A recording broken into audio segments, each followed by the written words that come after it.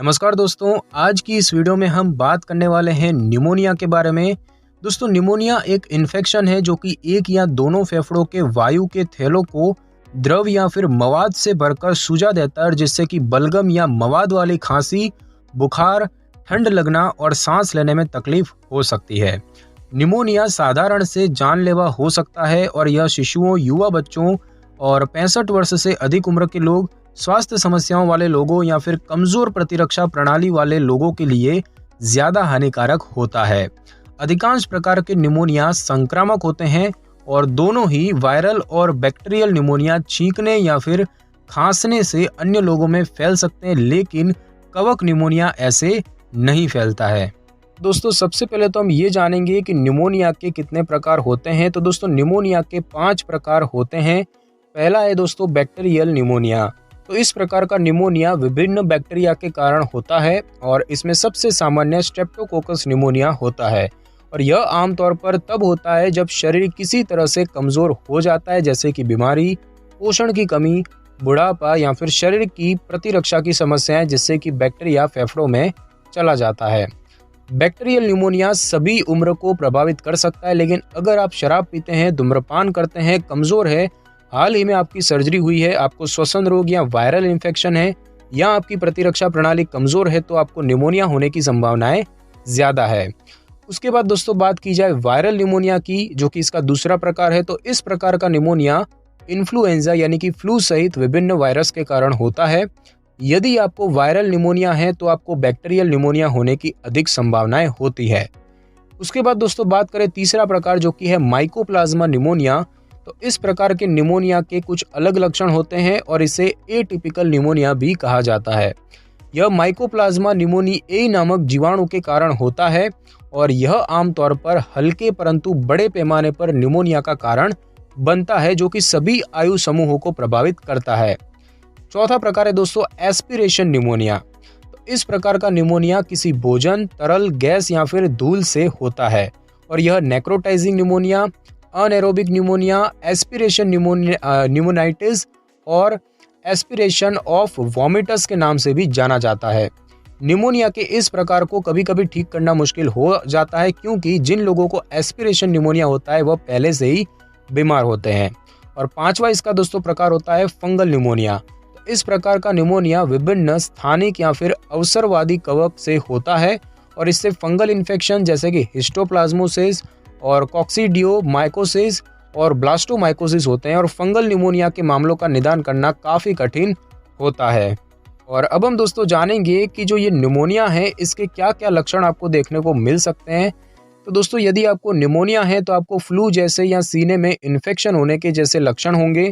कुछ दिनों में लक्षण जो है वो धीरे धीरे विकसित हो सकते हैं या इनकी प्रगति बहुत तेजी से भी हो सकती है। निमोनिया का मुख्य लक्षण खांसी है। आप कमजोर और थका हुआ महसूस करेंगे और इनमें से आपको कोई भी लक्षण हो सकता है, जैसे कि बलगम वाली खांसी, बुखार जो कि आपको पसीना और कमी भी हो सकती है, सांस लेने में कठिनाई या तेजी से सांसें लेना, सीने में दर्द होना या बेचैनी होना और साथ ही साथ भूख कम लगना।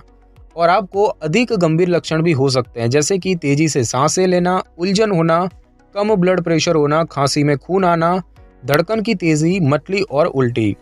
कुछ लोगों को सांस लेते समय छाती में तेज दर्द होता है और ऐसा इसीलिए हो सकता है क्योंकि फेफड़ों के पतले बाहरी आवरण में इन्फेक्शन और सूजन हो जाते हैं, जो कि आपके फेफड़ों को आसानी से काम करने में अवरुद्ध करते हैं। निमोनिया के लक्षण अक्सर अन्य छाती में इन्फेक्शन जैसे कि ब्रोंकाइटिस के समान ही होते हैं। उचित निदान के लिए आपको अपने चिकित्सक से सलाह करने की आवश्यकता होती है। और अब हम दोस्तों जानेंगे कि निमोनिया जो है वो क्यों होता है, इसके क्या कारण होते हैं। तो दोस्तों, वायरस, बैक्टीरिया, फंगस या परजीवी जीवों या फिर अन्य जीवों से निमोनिया हो सकता है। कई प्रकार के जीवाणुओं से निमोनिया हो सकता है। ज्यादातर मामलों में निमोनिया करने वाले जो जीव हैं, जैसे कि बैक्टीरिया या फिर वायरस, उनका पता परीक्षण से भी नहीं लग पाता है, लेकिन आमतौर पर इसकी वजह स्ट्रेप्टोकोकस निमोनिया होता है। माइकोप्लाज्मा निमोनिया की वजह से होने वाला माइकोप्लाज्मा निमोनिया कभी कभी हल्का होता है और इसे वॉकिंग निमोनिया भी कहा जाता है।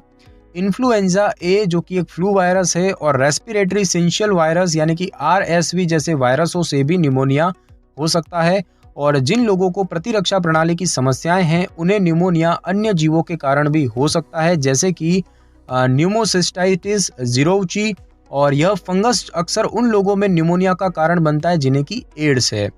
कुछ डॉक्टर HIV परीक्षण की सलाह दे सकते हैं यदि उन्हें लगता है कि निमोनिया होने का कारण जो है वो न्यूमोसिस्टिस जीरोची होता है तो।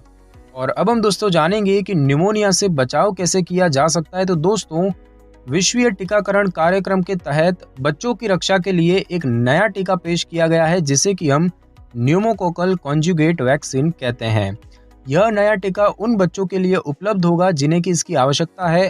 खास तौर पर गरीब बच्चों के लिए लाखों बच्चों को यह टीका मुफ्त में प्राप्त कराया जाएगा और यह टीका निमोनिया और मेनिंजाइटिस जैसे न्यूमोकोकल रोगों से बच्चों की सुरक्षा करता है।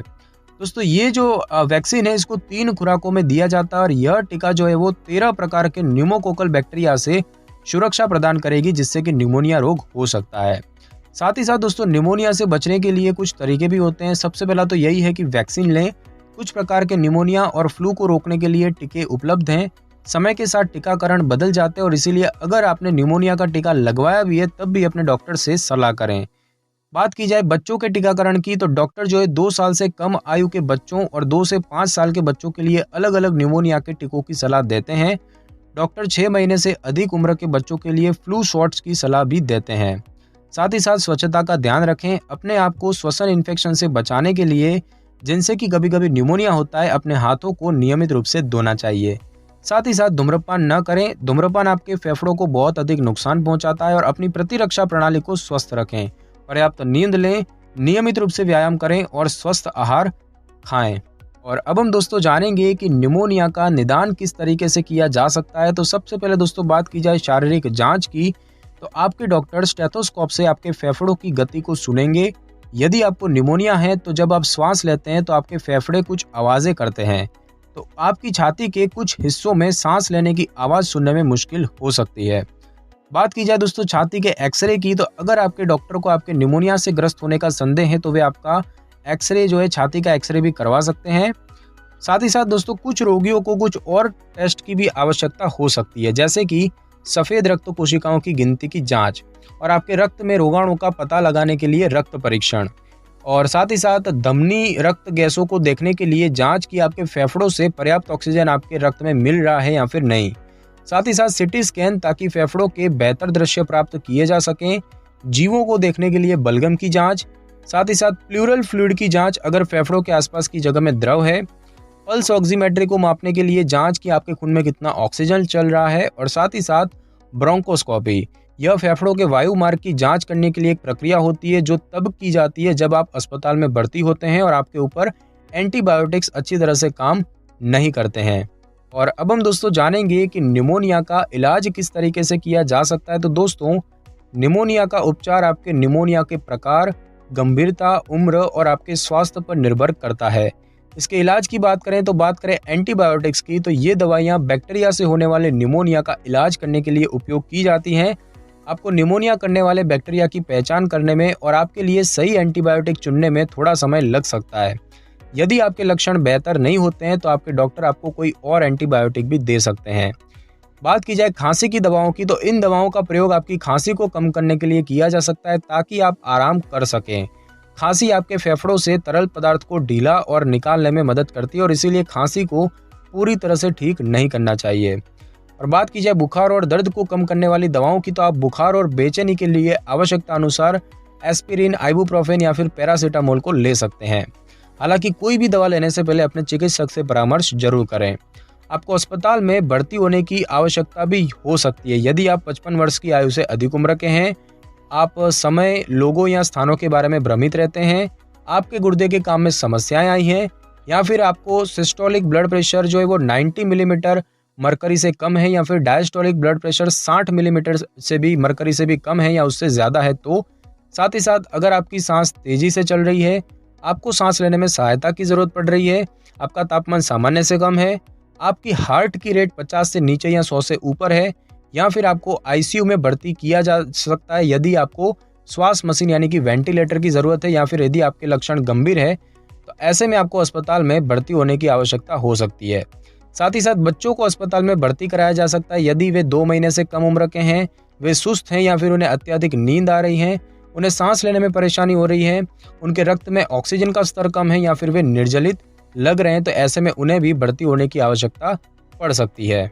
और अब हम दोस्तों जानेंगे कि निमोनिया के क्या जोखिम होते हैं और उनसे क्या क्या जटिलताएं या कॉम्प्लिकेशंस हो सकते हैं। तो दोस्तों कुछ कारक आपको निमोनिया होने की संभावनाएं बढ़ा सकते हैं, जैसे कि पर्यावरणीय और जीवन शैली कारक, जिनमें कि धूम्रपान करना, दूषित पर्यावरण में काम करना और अस्पताल में काम करना शामिल है। बात की जाए दोस्तों मेडिकल कारक की, तो जिन लोगों को वायरल श्वसन इन्फेक्शन जैसे कि फ्लू है, उन्हें निमोनिया होने का खतरा ज्यादा होता है। स्ट्रोक या फिर पागलपन जैसी स्थितियों के कारण खाना निगलने में कठिनाई, तो आपको निमोनिया हो सकता है। पुरानी फेफड़ों की बीमारी अगर हो तो वो भी निमोनिया का कारण बन सकती है। और बीमारी या दवाओं की वजह से कमजोर प्रतिरक्षा प्रणाली वाले लोगों को निमोनिया होने का जोखिम ज्यादा होता है। बात की जाए दोस्तों आयु समूह की, तो 65 से ज्यादा उम्र के लोग और 2 साल या उससे कम उम्र के बच्चों को निमोनिया होने का जोखिम ज्यादा होता है। और इस आयु समूह के लिए निमोनिया जानलेवा भी हो सकता है और इसीलिए इसके लक्षण होने पर तुरंत अपने चिकित्सक से परामर्श करें। उसके बाद दोस्तों बात की जाए जटिलताओं की, यानी कि कॉम्प्लिकेशंस की, यानी कि इससे क्या क्या समस्याएं हो सकती है, तो उनमें सबसे पहला है खून में बैक्टीरिया। आपके फेफड़ों से खून में प्रवेश करने वाले जीवाणु बाकी अंगों को भी प्रभावित कर सकते हैं, जिससे कि बाकी अंगों के कार्य में भी समस्याएं आ सकती है। साथ ही साथ आपको सांस लेने में तकलीफ हो सकती है। यदि आपका निमोनिया गंभीर है या आपको कोई पुराने फेफड़े के रोग है, तो आपको सांस में पर्याप्त ऑक्सीजन लेने में परेशानी हो सकती है। आपको अस्पताल में भर्ती होने और सांस लेने की मशीन का प्रयोग करने की आवश्यकता भी हो सकती है। साथ ही साथ दोस्तों फेफड़ों के आसपास द्रव का संचय होना, तो निमोनिया के कारण ऊतक की परतों के बीच पतली जगह में तरल पदार्थ का निर्माण हो सकता है और यदि द्रव संक्रमित हो जाता है तो आपको इसे चेस्ट ट्यूब के माध्यम से या फिर शल्य चिकित्सा से निकलवाना पड़ सकता है। साथ ही साथ बात करें दोस्तों फेफड़ों में फोड़ा होने की, यानी कि एब्सेस होने की, तो फेफड़े की जगह में मवाद होने पर फोड़ा हो जाता है और फोड़ों को आमतौर पर एंटीबायोटिक दवाओं से ठीक किया जाता है और कभी कभी शल्य चिकित्सा या फिर ड्रेनेज करने के लिए फोड़े में लंबी सुई या फिर ट्यूब की आवश्यकता भी होती है। तो दोस्तों आज की इस वीडियो में बस इतना ही। अगर आपको मेरी ये वीडियो और जानकारी अच्छी लगी हो तो वीडियो को लाइक और शेयर कर दीजिए और कमेंट करना बिल्कुल भी ना भूलें। और अगर आप हमारी चैनल पर नए हैं तो चैनल को कर ले सब्सक्राइब और बेल आइकन के बटन को जरूर क्लिक कर ले, ताकि मेरी नई वीडियो की नोटिफिकेशन सबसे पहले आपको मिल सके। Thanks for your time.